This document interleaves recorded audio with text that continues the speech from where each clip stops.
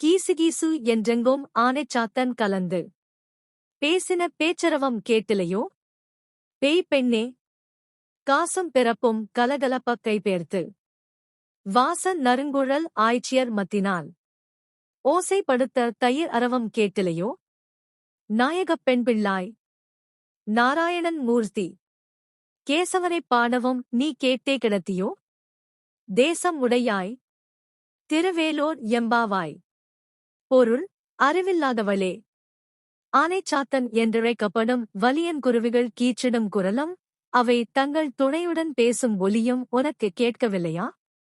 வாசனை மிக்க கூந்தலை உடைய ஆய்குலப் பெண்கள் மத்து கொண்டு தயிர் கடையும் ஓசையும், அப்போது அவர்களது கழுத்தில் அணிந்துள்ள அச்சுத்தாலியும் ஆமைத்தாலியும் இணைந்து ஒலி எழுப்புவது இன்னுமா கேட்கவில்லை?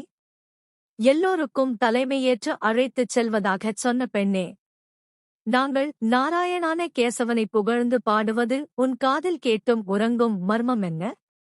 பிரகாசமான முகத்தைக் கொண்டவளே, உன் வீட்டுக் கதவைத் திற.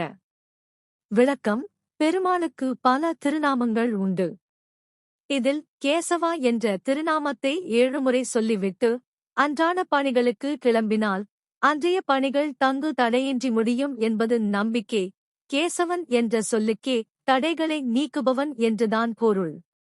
வாழ்வில் ஏற்படும் தடைகளைக் கடக்கும் இப்பாடலை திவ்ய தேசங்களில் ஒன்றான ஆயர்பாடி டில்லி-ஆக்ரா ரயில் பாதையிலுள்ள மதுராவில் இருந்து 12 கிலோமீட்டர் தலத்தை மனதில் கொண்டு ஆண்டாள் பாடியருளினாள்.